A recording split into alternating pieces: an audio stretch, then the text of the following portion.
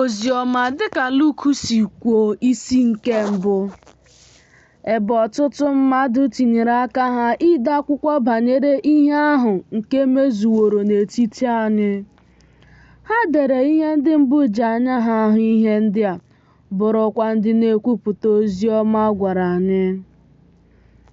Ọ dịkwara m mma ebe m soro ihe niile nke ọma site na mbụ, ka m dere gị ka o si mee, Theophilus dị oke ebube, ka ị wee mata na ihe niile ejiworo okwu ọnụ zi gị bụ ihe kwesịrị ịtụkwasị obi.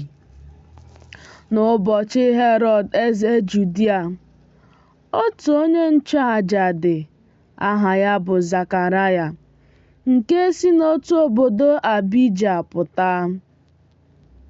O nwekwara nwunye nke si n'etiti ụmụ nwanyị Erọn pụta. Aha nwanyị ahụ bụ Elizabet.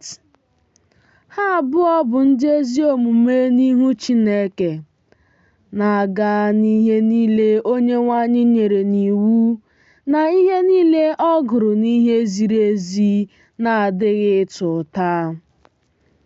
Ha ejighịkwa nwa, n'ihi na Elizabet bụ nwanyị aga. Ha abụọ aghọwokwa agadi. Ma o ruo mgbe ọ na-arụ ọrụ nchụaja n'ihu Chineke, dịka ha si eme kwa ụbọchị, dịka omume ọrụ nchụaja na-adị, ọrụ ịba n'ụlọ nsọ nke Onyenwe anyị na isure ihe nsure ọkụ na-esi isi ụtọ ruru ya site n'ife nza. Ọha ndị Juu niile na-ekpekwa ekpere n'ezi n'oge awa isure ihe nsure ọkụ na-esi isi ụtọ. E wee mee ka ọ hụ mmụọ ozi Onyenwe anyị ka o guzoro n'aka nri ebe ịchụ aja, ebe a na-eme ihe nsure ọkụ na-esi isi ụtọ. Mgbe Zekaraya hụrụ ya, obi wee lọ ya mmiri, ọ tụkwara egwu. Ma mmụọ ozi ahụ sịrị ya, "Atụla egwu Zekaraya, n'ihi na anụwo arịrịọ gị. Nwunye gị Elizabet ga-amụkwara gị nwa nwoke. Ị ga-akpọkwa aha ya Jọn. Ị ga-enwekwa ọṅụ na obi ụtọ. Ọtụtụ mmadụ ga-aṅụrịkwa ọṅụ n'ọmụmụ ya, n'ihi na ọ ga-abụ onye ukwu n'anya Onyenwe anyị. Ọ gaghị aṅụkwa mmanya vaịnị na ihe ọṅụṅụ na-aba n'anya ma ọlị.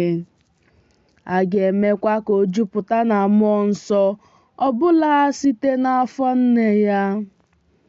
Ọtụtụ mmadụ n'ime ụmụ Izrel ka ọ ga-emekwa ka ha chegharịkwute Onyenwe anyị Chineke ha.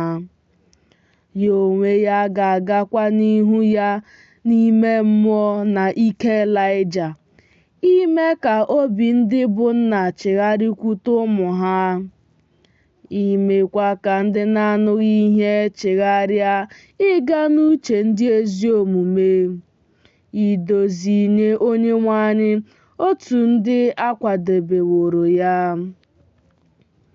Zekaraya wee sị mmụọ ozi ahụ, "Olee ihe m ga-eji mara nke a? N'ihi na mụ onwe m bụ agadi, nwunye m aghọwokwa agadi." Mmụọ ozi ahụ wee zaa sị ya, "Mụ onwe m bụ Gabriel, onye na-eguzo n'ihu Chineke. Ezitekwara m ịgwa gị okwu na izi gị ozi ọma ndị a. Lekwa, ị ga-ekpuchi ọnụ, ị gaghị apụkwa ikwu okwu ruo ụbọchị ahụ mgbe ihe ndị a ga-eme, n'ihi na ị kweghị okwu m ndị a nke ga-emezu n'oge ha." Ndị Juu wee na-ele anya Zekaraya. O jukwara ha anya n'ebe ọ na-anọ ọdụ n'ụlọ nsọ. Ma mgbe ọ pụtara, ọ pụghị ịgwa ha okwu. Ha wee mara na ọ hụrụrị ọhụ n'ụlọ nsọ. Ya onwe ya wee na-efere ha aka, na-anọgidekwa n'ogbi. O wee ruo mgbe ụbọchị ife ofufe ya zuru, ọ lara n'ụlọ ya. Ma mgbe ụbọchị ndị a gasịrị, Elizabeth nwunye ya tụrụ ime. O wee zobe onwe ya ọnwa 5 sị, "Otu a ka Onyenwe anyị meworo m n'ụbọchị o ji lee m anya, iwepụ ịta ụta m n'etiti mmadụ." Ma n'ọnwa nke 6, e zigara mmụọ ozi ahụ bụ Gabriel site n'ebe Chineke nọ jee obodo nke Galili a na-akpọ aha ya Nazaret, jekwuru nwa agbọghọ na-amaghị nwoke, onye kwere na otu nwoke si n'ụlọ Devid pụta, onye aha ya bụ Josef, ga-alụ ya. Aha nwa agbọghọ ahụ bụ Mary. O wee bata n'ebe ọ nọ sị, "Ekele gị onye Chineke meworo ka ị nara amara, Onyenwe anyị nọnyere gị."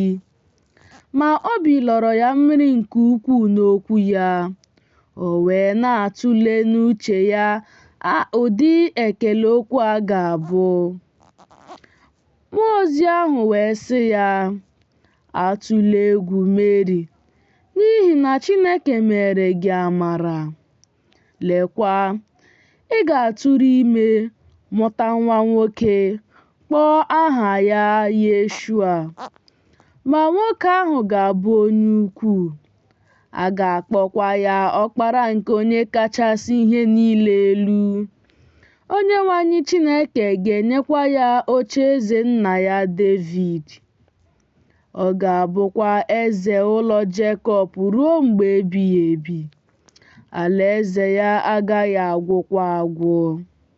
Mary wee sị mmụọ ozi ahụ, "Ihe ọ ga-esi aṅaa mee, ebe ọ dịghị nwoke m maara?" Mmụọ ozi ahụ wee zaa sị ya, "Mmụọ nsọ ga-abịakwasị gị, ike nke Onye kachasị ihe niile elu ga-ekpuchikwa gị. N'ihi nke a, ihe dị nsọ nke ịdị ime ya, a ga-akpọ ya Ọkpara Chineke. Lekwa, Elizabeth onye ikwu gị, ya onwe ya tụrụwokwa ime nwa nwoke n'agadi ya. Nke a bụkwa ọnwa nke 6 ya, bụ onye a na-akpọ nwaanyị aga. N'ihi na ọ dịghị okwu ọbụla si na Chineke n'ọnụ pụta nke na-agaghị adị ire." Mary wee sị, "Lee, abụ m ohu nwanyị nke Onyenwe anyị, ya dịrị m ka okwu gị si dị." Mmụọ ozi ahụ wee pụọ n'ebe ọ nọ. Ma Mary biliri na mgbe ahụ, gaa elu ala ọsọ ọsọ, baa n'otu obodo nke Juda, wee baa n'ụlọ Zekaraya, kelekwa Elizabeth. O wee ruo mgbe Elizabeth nụrụ ekele Mary, nwa ya wụliri n'afọ ya. Elizabeth wee jupụta na mmụọ nsọ. O wee welie olu ya tisie mkpu ike sị, "Gị onwe gị bụ onye a gọziri agọzi n'etiti ndị inyom. Ọ bụkwa onye a gọziri agọzi ka mkpụrụ nke afọ gị dị. Olee ebe ka nke a sikwaru m, na nne Onyenwe m ga-abịakwute m? N'ihi na lee, mgbe olu ekele gị ruru na ntị m, nwa m wụliri n'afọ m n'obi ụtọ." Ngọzi na-adịkwara nwaanyị ahụ nke kwere na ihe ndị a ga-emezu, bụ nke a gwaworo ya site n'ọnụ Onyenwe anyị. Mary wee sị, "Mkpụrụ obi m na-eme ka Onyenwe anyị dị ukwuu. Ọ na-atọkwa mmụọ m ụtọ nke ukwuu na Chineke bụ onye na-azọpụta m. N'ihi na o lere ọnọdụ dị ala nke ohu ya nwaanyị anya. N'ihi na lee, site n'ugbu a, ọgbọ a niile ga-akpọ m onye dị ngọzi. N'ihi na onye dị ike emewo m ihe ukwu dị iche iche, aha ya dịkwa nsọ." ebere ya dịkwara ndị na-atụ egwu ya ruo ọgbọ n'ọgbọ. O werewo ogwe aka ya gosi ike, ọ chụsawo ndị mpako na echiche nke obi ha. O wedawo ndị dị ike pụọ n'ocheeze ha, welikwa elu ndị ọnọdụ ha dị ala. O werewo ezi ihe niile nyejuo ndị agụụ na-agụ afọ, zipụkwa ndị ọgaranya n'aka efu. O nyeworo Izrel nwa ya aka ka o wee cheta ebere ya, dị ka ọ gwara nna anyị ha na Ebraham na mkpụrụ ya nọ ruo mgbe ebighị ebi. Meri wee nọnyere ya ihe dị ka ọnwa 3 wee laghachi n'ụlọ ya. Ma oge Elizabet zuru ka ọ ga-amụta nwa, o wee mụọ nwa nwoke. Ndị agbata obi ya na ndị ikwu ya wee nụ na Onyenwe anyị mere ka ebere ya dị ukwuu n'ebe ọ nọ. Ha wee so ya ṅụrịa ọṅụ. O wee ruo n'ụbọchị nke 8 na ha bịara ibi nwatakịrị ahụ ugwu. Ha wee kpọba ya Zekaraya n'aha nna ya. Nne ya wee zaa sị, "Mba, kama a ga-akpọ ya Jọn." Ha wee sị ya, "Ọ dịghị onye ọbụla n'etiti ndị ikwu gị nke a na-akpọ aha nke a." Ha wee fere nna ya aka ihe ọ chọrọ ka a kpọọ ya. O wee rịọ ha ka ha nye ya ihe eji ede akwụkwọ. O wee dee sị, "Aha ya bụ Jọn." O wee ju ha niile anya. Ngwa ngwa, ọnụ ya wee saghee, ire ya atọpụkwa. O wee na-ekwu okwu, na-agọzi Chineke. Ndị niile bi ha gburugburu wee tụọ egwu. E wee kwusaa okwu ndị a niile n'elu ala Judia dum. Ndị niile nke nụrụ ha wee debe ha n'obi ha sị, "Ụdị mmadụ gịnịkwa ka nwatakịrị a ga-abụ?" N'ihi na aka Onyenwe anyị dịnyere ya. Nna ya Zekaraya wee jupụta na Mmụọ Nsọ. O wee buo amụma sị, "Onye a gọziri agọzi ka ọ bụ Onyenwe anyị Chineke nke Izrel, n'ihi na o letawo ndị ya, lụkwara ha ọrụ mgbapụta. O weliwokwara anyị mpi nke nzọpụta n'ụlọ onye na-ejere ya ozi bụ Devid, dị ka o kwuru site n'ọnụ ndị amụma ya dị nsọ site n'oge mbụ. Nzọpụta n'aka ndị iro anyị na n'aka ndị niile na-akpọ anyị asị. I mere nna anyị ha ebere na icheta ọgbụgba ndụ nsọ ya, ihe ọ ṅụrụ Ebraham nna anyị, ikwenye anyị, ebe a dọpụtaworo anyị n'aka ndị iro anyị, ka anyị na-ekpere ya na-atụghị egwu, n'obi ọcha na ezi omume n'ihu ya ụbọchị anyị niile. Ọzọkwa, gị onwe gị nwatakịrị, a ga-akpọ gị onye amụma nke Onye kachasị ihe niile elu, n'ihi na ị ga-aga n'ihu Onyenwe anyị idozi ụzọ ya niile, ime ndị nke ya ka ha mara nzọpụta n'ime mgbaghara mmehie niile ha. N'ihi obi ebere nke Chineke anyị, nke ọwụwa anyanwụ nke sitere n'elu ga-eleta anyị n'ime ya, ịmụkwasị ndị nọ n'ọchịchị na onyinye ọnwụ ìhè, iduzi ụkwụ anyị baa n'ụzọ udo.